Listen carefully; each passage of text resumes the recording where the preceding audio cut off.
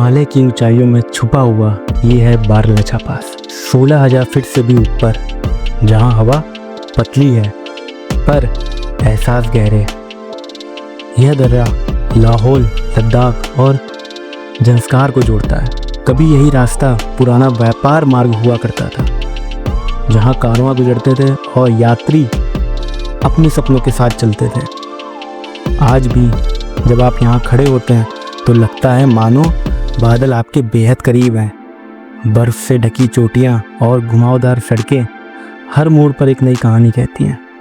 बारलाचा का मतलब है बर्फ़ से ढकी कई पहाड़ियों का मिलन, और सचमुच यहाँ की वादियाँ जैसे 3 अलग अलग दिशाओं से आकर एक दूसरे को गले लगाती हैं। यह रास्ता कठिन है, लेकिन हर यात्री को एक अनकहा जवाब देता है। ठंडी हवाओं में थकान मिटाने वाली खामोशी है, और दूर तक फैली बर्फ़ को आपको अपनी ओर खींचती है। बारलाचा सिर्फ एक दर्रा नहीं, बल्कि प्रकृति का वो मंदिर है जहाँ इंसान को अपनी असलियत महसूस होती है। यहाँ की हवा, यहाँ की खामोशी और यहाँ की विशालता याद दिलाती है सफ़र कभी खत्म नहीं होता। यहाँ हर नज़र एक नई शुरुआत है। हम लोग इस समय बारलाचा पास पे हैं, जिस जन्नत की मैं बात कर रहा था। बाय गाइस, जैसा कि हमने आपको बताया कितना ट्रैफिक है, अभी हमें 3 अपडेट मिली। दोस्तों देख रहे हो 12 डिग्री टेम्परेचर हो चुका है, और कुछ लोग बता रहे हैं 1 बजे से। दोस्तों हम लोग इस समय बारलाचा पास पे हैं और फाइनली हम लोग पहुंच गए।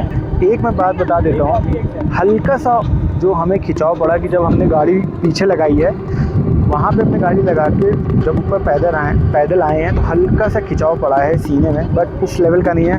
अगर आप फिट हैं, डरने की बात नहीं है, आप आइए, कोई दिक्कत वाली बात नहीं है, किसी चीज़ का डर नहीं है, आराम से आइए, कोई बिल्कुल मत डरिए। तो अभी हम हैं बारलाचा 16,000 फीट पे, यहाँ पे 16,000 फीट ऊंचाई पे है। यहाँ से सीधा जो वे जाता है वो लद्दाख है, यहाँ से सीधा आपका लद्दाख का रास्ता है। तो वेलकम टू बारलाचा, बहुत ही अच्छा लग रहा है। और फाइनली जो हम लोग ने ट्रिप बनाई थी, प्लान करी थी, वो हमारी सक्सेसफुल हो गई है। यहाँ आके वापस जाते हुए हम लोग सूरज ताल, दीपक ताल और जैसे कि और भी ज़्यादा एरिया हम लोग कवर करेंगे। ये स्तूप है, यहाँ पे आप देख सकते हैं, बहुत ही सुंदर व्यू। मैं मित्तल से कहूँगा इस वाले एरिया का देखिए, जो ये एरिया है स्विट्ज़रलैंड लग रहा है मित्तल, बिल्कुल। क्या कहेंगे आप इसके बारे में? बहुत बढ़िया व्यू आ रहा है, ऐसा लग रहा है। मैं कहूँगा एक बार 360 आप व्यू पूरा दिखा दिए बारलाचा। कैसी है यहाँ की मैगी? टेस्ट करिए। रेड वाली चटनी का तो हो गई, मीठा मीठा लग रहा है भाई। अरे यार, ये लो। मैं कह रहा हूँ कि रेड वाली चटनी खत्म हो गई है उनके पास, मोमोज मीठे मीठे लग रहे हैं, लेकिन मोमोज अच्छे हैं। मैं मैगी खा के देखता हूँ ज़रा कैसी है।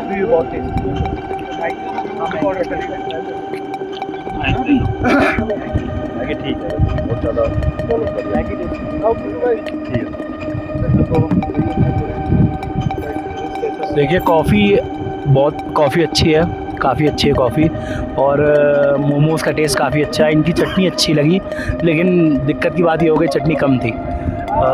और मैगी अभी टेस्ट करेंगे।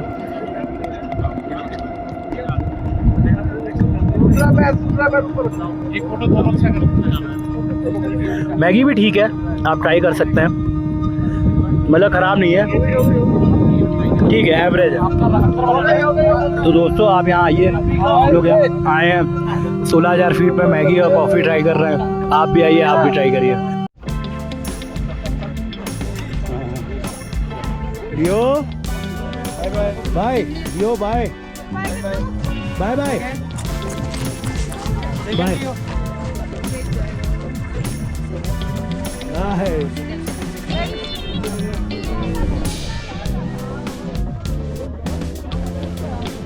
चलो बाय रियो, बाय बाय।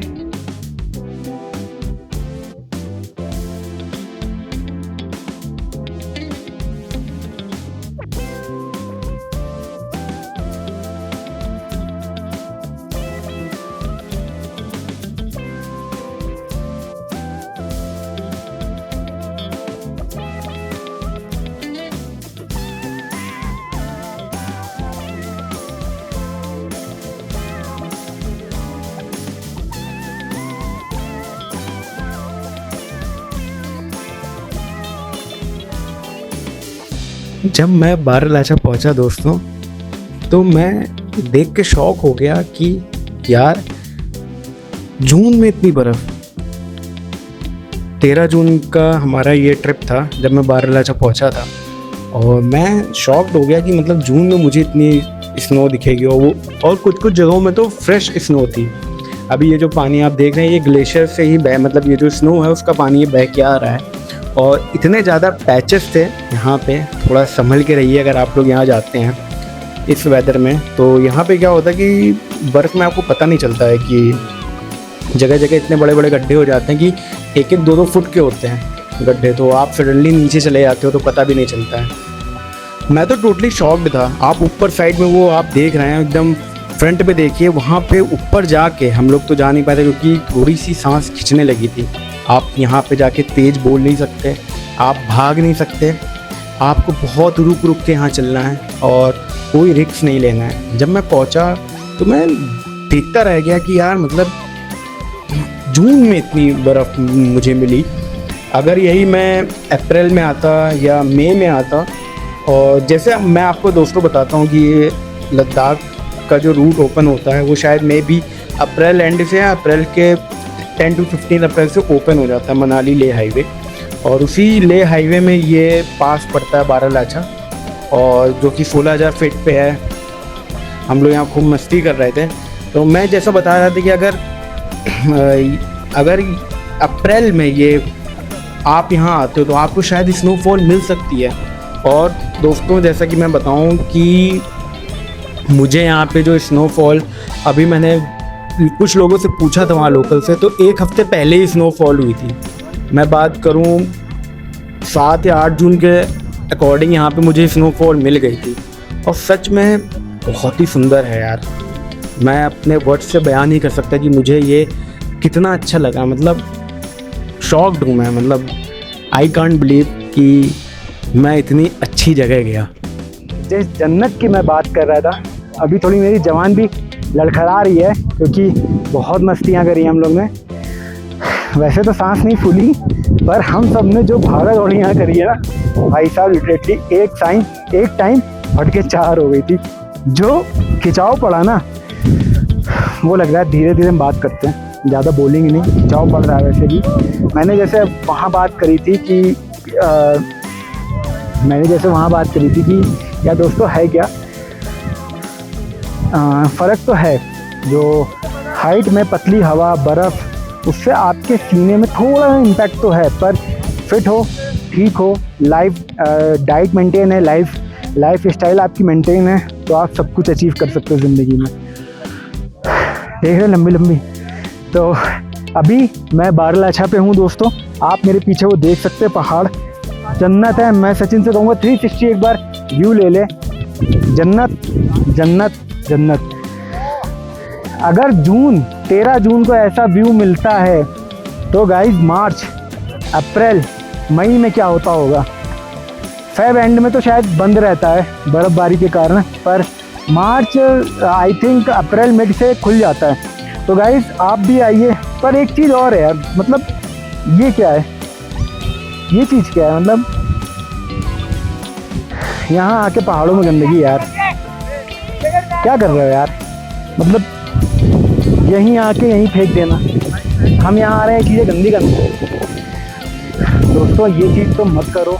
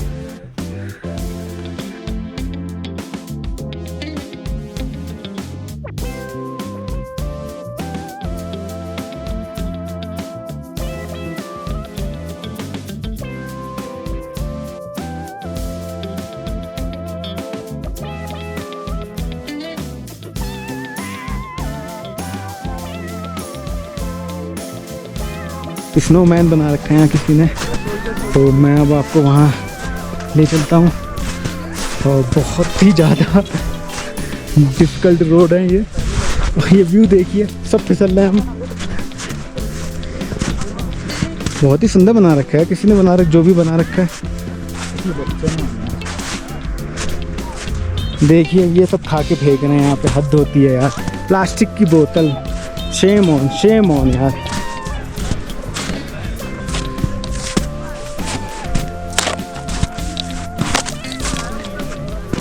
तो ये है स्नोमैन। ओ भाई बहुत सुंदर है। ये देखिए किसी ने यहाँ पे स्नोमैन बना रखा है, बहुत ही प्यारा बना रखा है। बहुत अच्छी लोकेशन है, अच्छी बात है। दोस्तों अब यहाँ से हम लोग चल रहे हैं, बहुत हो गया फ़ोटोशूट।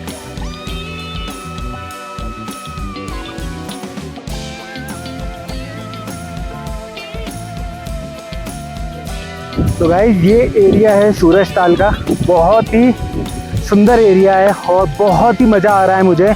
इससे अच्छा व्यू मैंने आज तक अपनी लाइफ में नहीं देखा है। शायद मुझे लद्दाख जाना पड़े इससे अच्छा व्यू देखने के लिए। जून का महीना, इतनी snow, I can't believe this. मैं मित्तल से कहूँगा, ये देखिए सूरजताल, ग्रीन, आप देखिए ग्रीन पानी है, बिल्कुल हरा नीला पानी, अमेजिंग। देश को एक्सप्लोर करो, बहुत सुंदर है अपना इंडिया, बहुत सुंदर है। I love you Baralacha.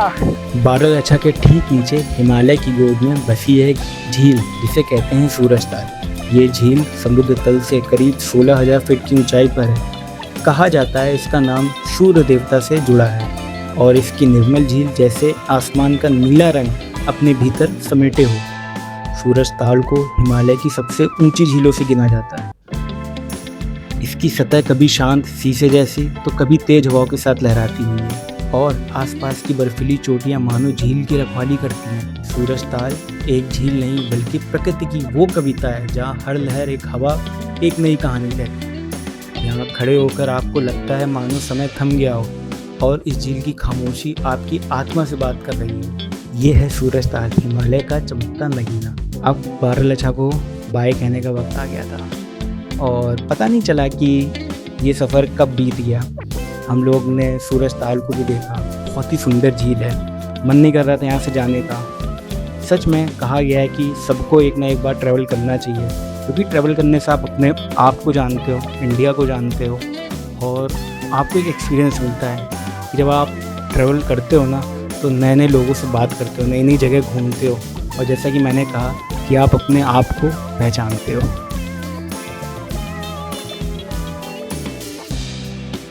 Baralacha कैसा लगा? काफ़ी स्नो है और बहुत बढ़िया है, मतलब अच्छा खासा स्नो में खेले और बहुत सही है।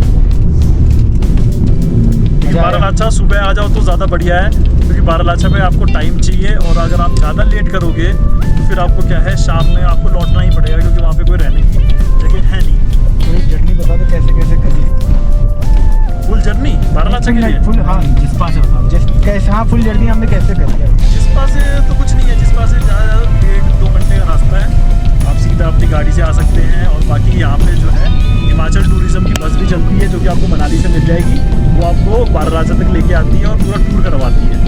तो बीच बीच में स्पॉट पड़ते हैं, जैसे डारचा आ गया और आपकी सूरजताल लेक पड़ती है और एक लेक और पड़ती है आपकी, तो वो आप देख सकते हो और बारालाचा स्पॉट पे जा सकते हो। अगर आपको इससे भी ऊपर जाना है तो इससे भी ऊपर आप जा सकते हो, लेकिन ज़्यादातर लोग बारालाचा तक ही जाते हैं, क्योंकि ज़्यादातर बढ़िया स्पॉट यही बना हुआ है। यहाँ पे आपको अच्छी खासी स्नो मिल जाती है, जिसकी वजह से आप ज़्यादा ऊपर जाके अपना टाइम वेस्ट करने का कोई फ़ायदा नहीं होता। बारालाचा में अच्छे खासे स्नो में आप इंजॉय कर सकते हैं। अगर सबसे बढ़िया मौसम, अगर इसको ट्रैवल करता हूँ आना तो कौन सा मौसम सबसे बढ़िया है? मौसम, अगर मौसम की माने तो आपका मार्च के बाद ही ज़्यादा बढ़िया है, क्योंकि उससे पहले अगर आप आओगे तो आपको यहाँ पे रास्ते बंद मिलेंगे, क्योंकि यहाँ पे जो है बर्फ़ गिर जाती है और बर्फ़ गिरने की वजह से रास्ते बंद हो जाते हैं। ये लेह वाला जो रास्ता है ये बंद हो जाता है, जिसकी वजह से आप यहाँ तक पहुँच नहीं पाओगे बारालाचा की तरफ। तो इसलिए जो आपका मार्च के बाद यानी कि अप्रैल मई जून वाला जो टाइम है वो सही टाइम है। मतलब आपने फुल एंजॉय किया है? अरे एकदम फुल। बगल वाला बंदा बिल्कुल शांत बैठ गया है। इसलिए शांत बैठा है क्योंकि भूख लग रही है। अच्छा, मुझे लगा कुछ और बोल दिया। हाँ, एक बात और कि ऊपर अगर आप आते हो तो आप अपना थोड़ा सामान खाने वाने का कैरी करके ले आना, क्योंकि ऊपर आपको मिल जाएगा लेकिन बहुत ज़्यादा कॉस्टली है। मतलब एक मोमोज की प्लेट वहाँ पे 200 रुपये की जाती है। अच्छा, चंद्रकांत जी ने तो एक वो बता दिया था जो ऑक्सीजन लेवल वाली बात, थोड़ा सा आप इसको क्लैरिफाई कर पाएंगे कि किस सावधानी हमें, कौन सी सावधानियाँ बरतनी चाहिए? देखो, सावधानी के लिए तो कुछ ऐसा नहीं है, प्रिकॉशन आपको ज़्यादा कुछ नहीं लेना पड़ेगा। लेकिन अगर आप थोड़े, आपको जैसे कि उसकी शिकायत है कि आप पंप लेते हैं या आपको दमा की शिकायत है, तो आपको थोड़ी सी सावधानी बरतनी पड़ेगी, क्योंकि क्या है कि यहाँ पे हाई एल्टीट्यूड है, जिसकी वजह से ऑक्सीजन लेवल काफ़ी कम है। और ऑक्सीजन लेवल कम होने की वजह से आप थोड़ा सा भी चलोगे तो आपका सांस जो है जल्दी जल्दी फूलने लगेगा। तो आप कोशिश करिए, ज़्यादा भागने की कोशिश मत करिए, बर्फ़ में ज़्यादा दूर जाने की कोशिश मत करिए। जहाँ तक बर्फ़ आपको नीचे भी मिलेगी तो थोड़ा सा नीचे ही आप जो है रहने की कोशिश करिए। और जितना आप ज़्यादा वो करेंगे और पानी पीते रहिए, अपने आप को हाइड्रेटेड रखेंगे, तो ज़्यादा आपके लिए बढ़िया रहेगा। और बाकी कुछ ऑक्सीजन सिलेंडर की कोई ज़रूरत नहीं पड़ती इतना ज़्यादा, तो उनके लिए है जो थोड़ा सा कमज़ोर दिल वाले हैं या जिन अस्थमा के पेशेंट है या जिनको हाई एल्टीट्यूड से प्रॉब्लम होती है। तो गाइस, देखा जैसा कि मित्तल ने आपको बहुत कुछ बिल्कुल डिटेल में बताया है, और हम तो यही दुआ करेंगे कि जो भी आए यहाँ स्वस्थ रहे, अच्छी बात है, और सेफ्टी से आओ, अच्छी यही रहेगा। और बाकी मैं यही बोलूँगा कि अगर आप जितना सेफ्टी से आओगे वो आपके लिए भी अच्छा है, और जल्दबाजी में मत आओ। हीरोगिरी दिखाने की ज़रूरत नहीं है यहाँ पे कि अगर मैं भाई पहुँच जाऊँगा, मैं ये कर दूँगा, मैं वो कर दूँगा, नहीं, वो नहीं करना। आपकी जो कैपेसिटी है, आपकी जो हिम्मत है, उसी के अकॉर्डिंग हो और इन्जॉय करो अपने साथ। जिस्पा से इतनी दूर आ जाते हैं तो मेडिकल जो सपोर्ट है वो आपको जिस्पा ही में मिलेगा। तो यहाँ से आप ये मान के चलिए कि 2 घंटे का रन है, तो आप अगर किसी को कोई सीरियस सिचुएशन हो जाती है तो उस बीच में उसको मेडिकल हेल्प मिलने में क्या कहते हैं एटलीस्ट 2 घंटे का टाइम लगेगा। और अगर कहीं मतलब ऊपर वाला ना चाहे, अगर ऐसा हो गया कि बीच में जाम लग गया तो और ज़्यादा इश्यूज़ क्रिएट हो जाएंगे। तो देखिए, वही है क्या कहते हैं कि हेल्थ इज़ वेल्थ। अगर आप अपनी क्या कहते हैं हेल्थ का ध्यान रखेंगे तो ज़्यादा अच्छा रहेगा। अननेसेसरी एक्स्ट्रा एक्साइटेड हो के क्या कहते हैं थोड़ा एक्टिविटी करने की ज़रूरत नहीं है। नॉर्मल एक्टिविटी करिए, आप फन करिए, कोई दिक्कत की बात नहीं है। एकदम प्लेन मक्खन रोड है, बीच में थोड़े छोटे छोटे पैचेस हैं। और दोस्तों, मैं आपको बता दूं कि नज़ारे तो बहुत ही अल्टीमेट हैं। और अगर आप अपने फ्रेंड्स फैमिली के साथ आते हैं, अगर आप फैमिली के साथ प्लान बनाते हैं तो मेरा आपको हमारे वीडियो से काफ़ी कुछ हेल्प मिल जाएगी। लेकिन मेरी रिकमेंडेशन ये है, क्योंकि आप हमारे प्यारे यूज़र हैं, तो मेरी रिकमेंडेशन ये है कि आप पहले एक बार अपने दोस्तों के साथ विज़िट करिए, यहाँ का पूरा माहौल एक बार ले लीजिए। जब आपको रूट और उसका पूरा आइडिया हो जाए, फिर आप फैमिली को लेके आइए। तो फैमिली के साथ क्या कहते हैं किसी भी तरह का कोई इशू हैपनिंग नहीं होगी, वैसे भी नहीं होगी। आप डायरेक्ट आ सकते हैं वीडियो देख के, लेकिन क्या कहते हैं मेरी रिकमेंडेशन इतनी है कि आप एक बार पहले वैसे विज़िट करिए दोस्तों के साथ, फिर उसके बाद फैमिली के साथ विज़िट करिए। तो दोस्तों, चंद्रकांत जी ने जैसा आपको बताया पूरा व्यू दे दिया है। अच्छा, इसमें मैं आपको एक वे बता देता हूँ, एक चीज़ बताता हूँ गाइस। मैं इसमें से ये इंक्लूड कर रहा हूँ कि जो भाई है मेरा, ये लद्दाख भी हुआ है, चंद्रताल भी हुआ है, और अभी इसने बारालाचा भी कवर कर दिया है, रोहतांग पास भी हुआ है, और सब जगह अपनी गाड़ी से गए हैं। यहाँ कुंजुम पास सब जगह अपनी गाड़ी से गए हैं। मैं इस वीडियो में आपको एक इंफॉर्मेशन देना चाहता हूँ। हमारी जो भी वीडियो आएगी अब की बार, उसमें आपको इन्फॉर्मेटिव चीज़ मिलेगी। लद्दाख कैसे जाना चाहिए, चंद्रताल कैसे जाना चाहिए, बारालाचा कैसे जाना चाहिए, किस गाड़ी से जाना चाहिए और किस रूट से जाना चाहिए, किस मंथ में जाना चाहिए। सबसे बड़ी बात होती है किस मंथ में जाना चाहिए। और अपने साथ चंद्रताल, लेह लद्दाख, बारालाचा और आपका कुंजुम पास, यहाँ पे आपको क्या क्या चीज़ें अपने साथ ले जानी है। रोहतांग पास, यहाँ पे जितनी ये चीज़ें हमने इस सीरीज़ के बाद एक डेडिकेटेड वीडियो उसी का पूरा आएगा, और जिसमें कि मैं गाड़ी का भी थोड़ा अपडेट दे देता हूँ। गाड़ियाँ आई हैं, i20 आई है, सेल्टॉस आई है, डिज़ायर डीजल आई है, तो बलिनो आई है, ऑल्टो आई है। तो ये सब अगर हो सकेगा तो हमारे ग्रुप में भी अगर कुछ मेंबर हमारे साथ जुड़े तो और अच्छी बात है। मैं आपको पूरी डिटेल इस वीडियो में लाऊंगा। और ये जो वीडियो होगी ना, ये वीडियो लाइफ टाइम आपको इन्फॉर्मेशन देगी। जब आप जो भी इस वीडियो को खोलेगा उसको एक एग्जैक्ट जानकारी मिलेगी। और मैं सच बता रहा हूँ कि बहुत से लोगों ने डराया है, बहुत डराया है लोगों ने कि भाई ऐसा है वैसा है, ये है वो है। मैं सच बताऊंगा, क्योंकि देखो गाइस, मेरा भी ऑपरेशन हो रखा है, ठीक है, और हाल फिलहाल में ही हुआ है, 3 साल हुए हैं, ज़्यादा उसमें बात नहीं है, ठीक है। तो हेल्थ इश्यूज मुझे भी रहते हैं, मैं भी आया हूँ, तो मैं पूरी सावधानी के साथ आया हूँ क्या क्या मेडिकेशन आपको लेने चाहिए। तो वो जो सीरीज़ होगी, वो सीरीज़ आपके लिए बहुत बेनिफिट होने वाली है।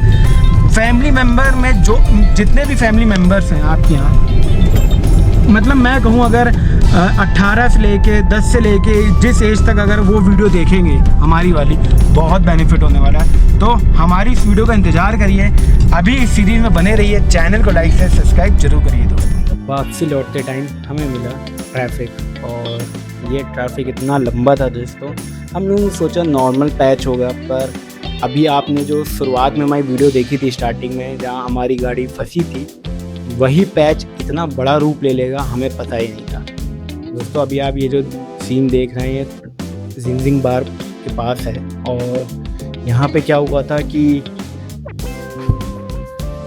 वाटरफॉल था, उसका पानी ओवरफ्लो करके रोड पे आ गया था, जिससे कि वो पैच पूरा टूट गया था, जिसमें कि हमारी कार भी फंस गई थी। एंड मौसम यहाँ पे रात में बहुत ठंडा हो गया था, समझ नहीं आ रहा था कि क्या करें, पर लाइन धीरे धीरे बढ़ती जा रही थी। हम लोगों ने सोचा शायद 1 घंटे में खुल जाएगा, पर जैसे ही आगे बढ़ते और हमें फिर एक ट्रैफिक मिल जाता। अब लोग इसमें क्या कर रहे थे, अभी आप जैसे देख रहे हैं हम लोग एक लेन में चल रहे हैं, लोग क्या कर रहे थे, ज़बरदस्ती का 2 लेन बना रहे थे। और 2 लेन बनाने से दिक्कत ये हो जाती है कि सामने वाली गाड़ी को भी निकलने का टाइम मिलता नहीं है। अभी आप देखिए पहाड़ों में आप कैसे चलेंगे, पहाड़ों में आपको तो एक लेन पे चलना पड़ेगा। अभी आप सीन देख रहे हैं कि ये ट्रैफिक धीरे धीरे और लंबा हो जाएगा। तो यहाँ पे हम लोग को बोला भी गया कि भाई अपनी गाड़ी साइड कर लो, लोगों ने किया भी। अभी आप देख रहे हैं वीडियो में, आगे जाके ये 2 लाइन बनी हुई है। तो वहाँ के लोग जब थोड़ा टाइट हुए, तब लोगों को थोड़ा समझ में आया कि भाई ये चीज़ गलत है। और सच में यार ये चीज़ गलत है, आपको एक लेन को ही फॉलो करना पड़ेगा।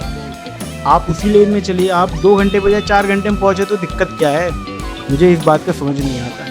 पर मैंने सोचा कि बाहर निकल के थोड़ा सा नेचर को एंजॉय किया जाए। तो धीरे धीरे बादल इतना क्लोज आ गए थे ना, मन ऐसा लग रहा था कि बस यहीं ठहर जाओ। पर नहीं यार, ऐसा नहीं करना था, क्योंकि था क्या, धीरे धीरे हवा पतली होती जा रही थी और सांस लेने में थोड़ी सी दिक्कत भी आ रही थी, वो मुझे महसूस हो रहा था।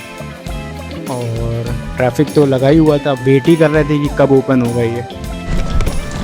दोस्तों यहाँ पे आगे रोड ख़राब होने की वजह से रास्ता एक तरफ का बंद हो चुका है, और हम लोग तकरीबन 1 घंटे से फंसे हुए हैं। मौसम बिल्कुल ठंडा हो रखा है, और समझ नहीं आ रहा है कि हम तो ये चाह रहे जल्दी से रास्ता खुल जाए यार। यहाँ रात नहीं काटनी, यहाँ रात नहीं काटनी। मैं आपको दिखाता हूँ कितनी लंबी लाइन है। ये लो भाई, ये लो, ये देखिए दोस्तों कितनी लंबी लाइन है।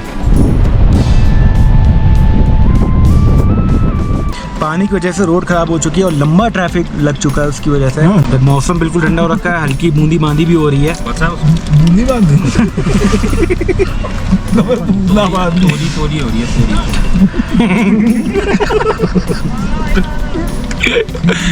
मस्तियाँ चल रही हैं, देख रहे कम बोलता लेकिन खतरनाक बोलता है।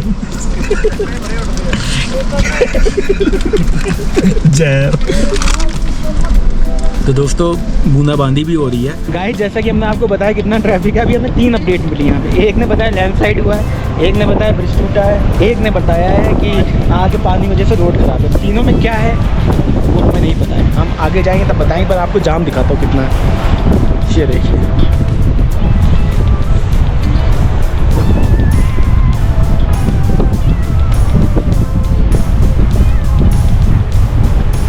बहुत लंबा जाम है, बहुत ही लंबा ट्रैफिक है ये, बहुत ही लंबा। आप देख सकते हैं पीछे तक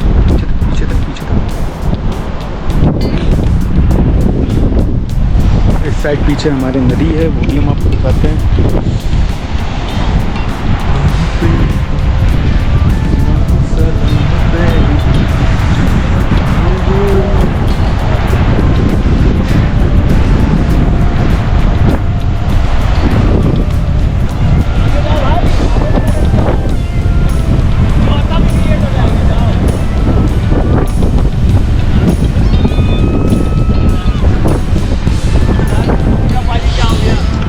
देखा गाइस कितना ट्रैफिक है, तो हमारे साथ चैनल में बने रहिए। ताश खेला जा रहा है, ताश निकल चुके हैं, ये बांटने में लगे हुए हैं उस्ताद हमारे और ये भल्ले पड़े हैं और ये आदमी बड़ा एक्टिव है, आता नहीं फिर भी चलेगा यार। अब मुझे तो पसंद ही नहीं है भाई।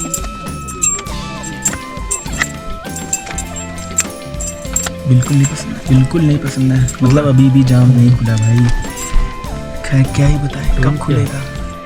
दोस्तों देख रहे हो 12 डिग्री टेम्परेचर हो चुका है और कुछ लोग बता रहे हैं 1 बजे से फंसे हुए हैं, कोई बोल रहा है 12 बजे से फंसे हुए हैं। और उधर से जितने हम जिन से लोगों से पूछ रहे हैं, कोई कह रहा है कोई नहीं 7 बजेगा, 8 बजेगा, 10 बजेगा, एक ने तो हद मार दी, वो कहता है सीधा कोई नहीं 12 बजेगा। हमने भी उम्मीद छोड़ दी कि अब ये खुलेगा अभी। खैर अभी एक JCB गई है, ऊपर वाले से प्रार्थना है श्याम बाबा, बालाजी महाराज, महाकाल हमारी प्रार्थना सुने और ये क्या नाम है जाम खुलवाएं। और खैर गवर्नमेंट जिस तरह से मेहनत कर रही है, लोगों को कोऑपरेट भी करना चाहिए। लोगों की गलती पता है क्या है, एक आदमी लेन पे नहीं चलता, अपना एक आदमी लेन पे नहीं चलता। अगर किसी ने लेन तोड़ी सारा लोग उसी के पीछे चला जाएगा। पर ये गलत है ना ये चीज़। अभी देख रहे हो हमें ठंडी लग रही है, ठीक है, मेरा तौलिया, जैकेट और ये। तो दोस्तों जैसे जैसे अपडेट होगी, जैसे जैसे जाम खुला, हम आपको बताते जाएंगे, अपडेट देते जाएंगे। तो मैंने कहा ना हमारी वीडियो में आपको सारी चीज़ें मिलने वाली हैं, A to Z सब चीज़ें। इस समय गाइस रात के बजे थे 8 और इतना घना अंधेरा छा गया था। मैं गाड़ी के अंदर बैठा था, मुझे थोड़ी सी घुटन सी होने लगी थी। मैंने कहा आप भाई बाहर निकलो। और जो आप वेदर देख रहे हो ना, ये वेदर ऐसा फील आ रहा था, थोड़ा थोड़ा बारिश भी होने लगी थी। क्लाउड एकदम आपके बिल्कुल पास आ चुके थे।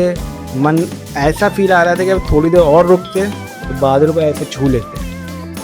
पर अल्टीमेट एक्सपीरियंस रहा है मेरी लाइफ का ये। फर्स्ट टाइम मैं ऐसे किसी लैंडस्लाइड में फंसा हूँ, जो कि मैंने आपको बताया कि किस तरह का ट्रैफिक था।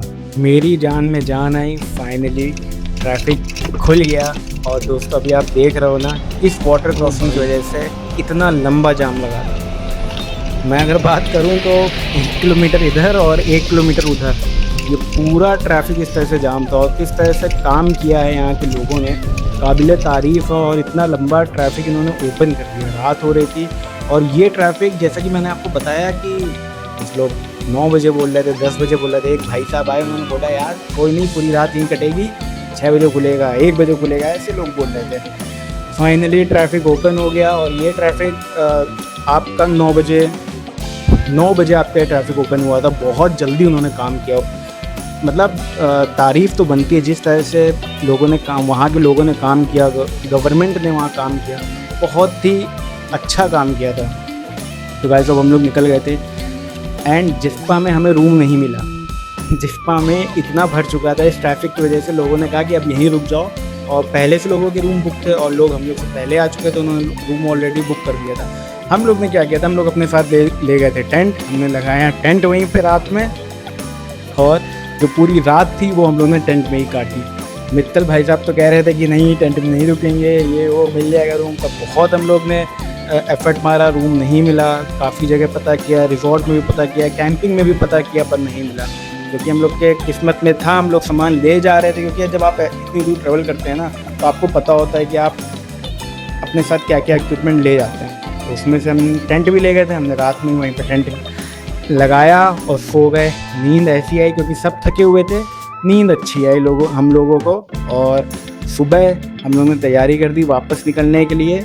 अभी आप देख रहे हैं हम लोग अपना टेंट समेट रहे हैं एंड बिल्कुल पूरी तरीके समेट कर दिया था। हम लोग जिनके यहाँ हम लोग रुके हुए थे उनसे ही हम लोग ने पूछा था कि क्या हम आप लोग क्या टेंट लगा सकते हैं, तो उन्होंने हम लोग को परमिशन भी दे दी थी। उन्होंने हमसे थोड़े रुपए चार्ज किए थे, बट फाइनली उन्होंने हमको रुकने की जगह दे दी थी, क्योंकि नहीं पता था ना कि यहाँ पे हम कहाँ टेंट लगाएं। पहली बार हमारा एक्सपीरियंस था टेंट लगाने का,